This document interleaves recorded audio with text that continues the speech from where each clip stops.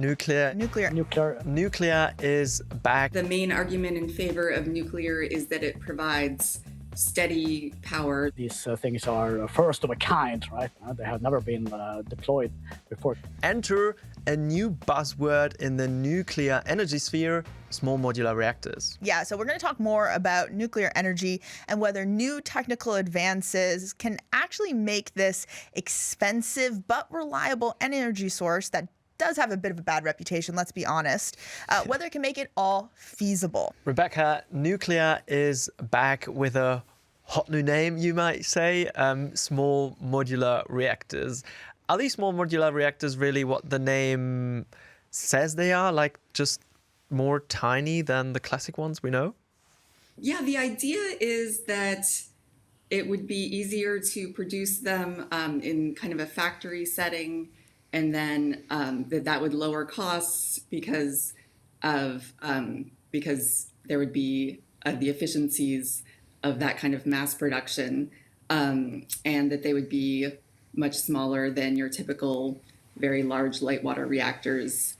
I would defer to Per to talk more about the technical questions, but Sure. We are definitely in an exciting development phase globally.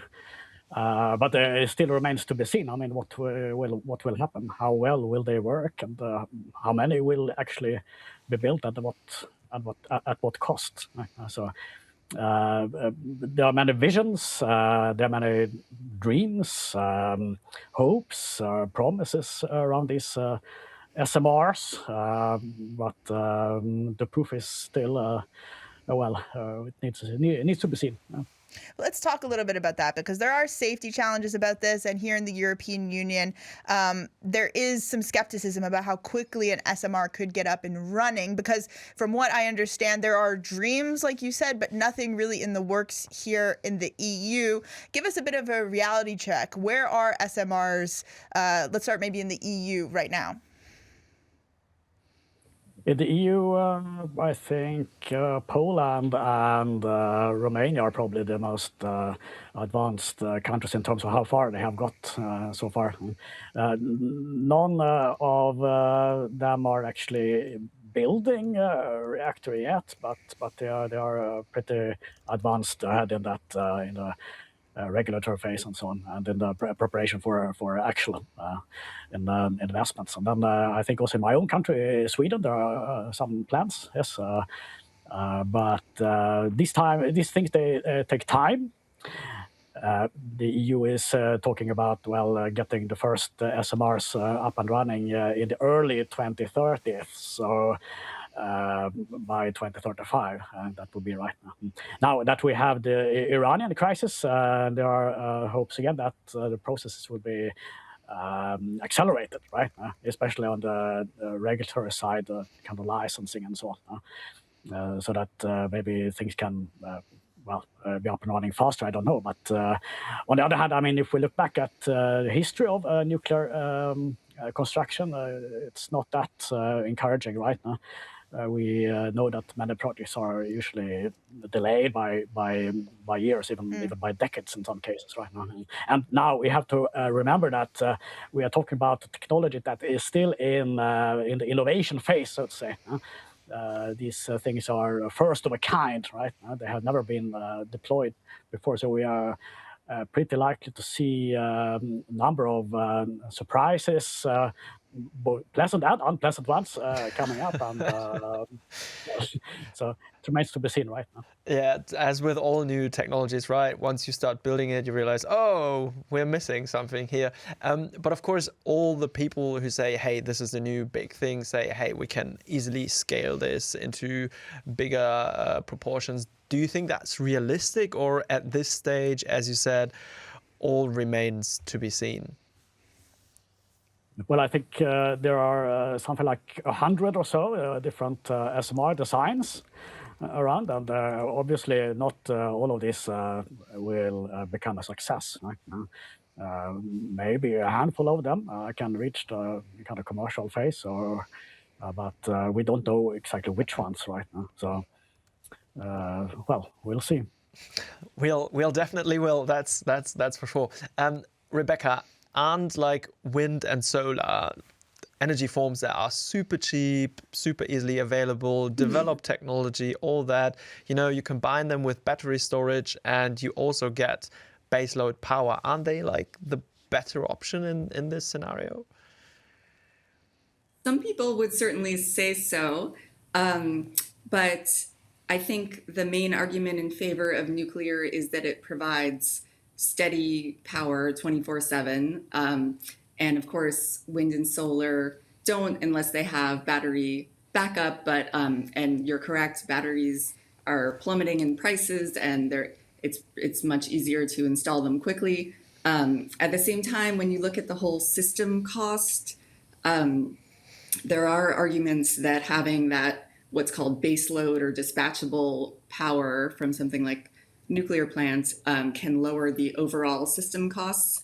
The higher the renewables penetration, the more you need to kind of overbuild and just make sure that you always have some reliable source of energy.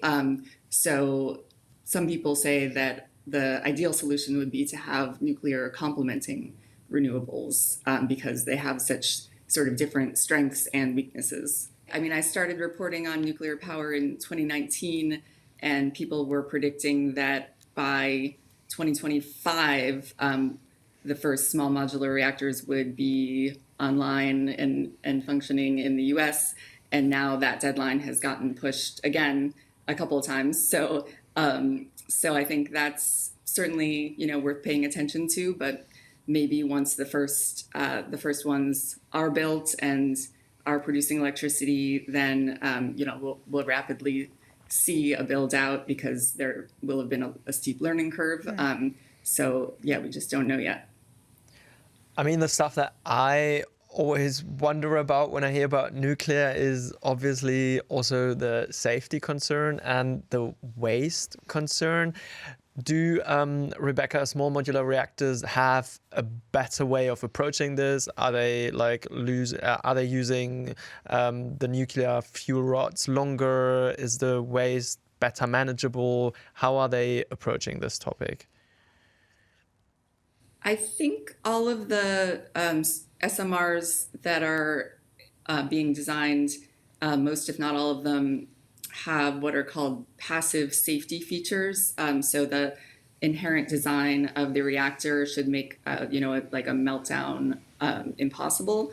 In terms of waste, I think there are different sort of takes on whether the waste will be any different or in terms of quantity. Some of them are using different kinds of fuel. So I think essentially, though, it would still be producing highly radioactive waste. So I don't think there's a significant difference there. We can talk about the different ways that, the different opinions on how big a problem spent fuel actually is, because some would argue, it's contained and monitored and it's not really posing that big a problem when you compare it to, say, pollution from fossil fuels, which is causing millions of deaths around the world and contributing to climate change. One of the reasons why small modular reactors were proposed in the first place was a recognition of the substantial safety concerns with large reactors. These large traditional reactors, so to say, have always been acknowledged to be difficult to control and prone to unexpected safety problems, so to say. So SMRs were very much proposed in response, in reaction to these problems. And generally speaking, smaller reactors are safer, one could say, simply because they don't contain as much nuclear fuel as the large ones. And anyway, the passive safety systems, that could make a big difference. But again, I mean, we don't really know yet how these reactors are going to work in actual practice. We need to have them up and running before we can really tell how safe are they. I want to get back to the geopolitics of it all, because that's one reason, in the newsroom that we were having this conversation around nuclear energy and small modular reactors is because Europe's been dealing with now, it feels like, 2 waves of energy crunches. There was the full-scale Russian invasion of Ukraine that cut off a lot of fossil fuels to Europe, especially Germany. And then this closure of the Strait of Hormuz has really been a knock-on effect from the U.S. and Israeli war with Iran. So, Per, let's lay this out a little bit, maybe with a bit of a broader question, and then we can get into this. Where do you see the future of nuclear energy and SMRs going when we're talking about geopolitics? Is this going to be, like we were alluding to earlier, maybe some countries having a stranglehold on the technology, so to say? The main problem in relation to the Iran is not so much the oil trade, right? But it's more linked to problems with natural gas, right? It seems like a curse for Europe to always get trapped into natural gas dilemmas, right? A few years ago, it was the Russian crisis with a full-scale invasion of Ukraine, which then led to a total phase-out of pipeline gas from Russia, and then we switched to LNG, right? But now it's precisely LNG, which is the new problem. Much of the Qatari LNG export infrastructure has been destroyed, essentially, and it will take years to rebuild it, probably.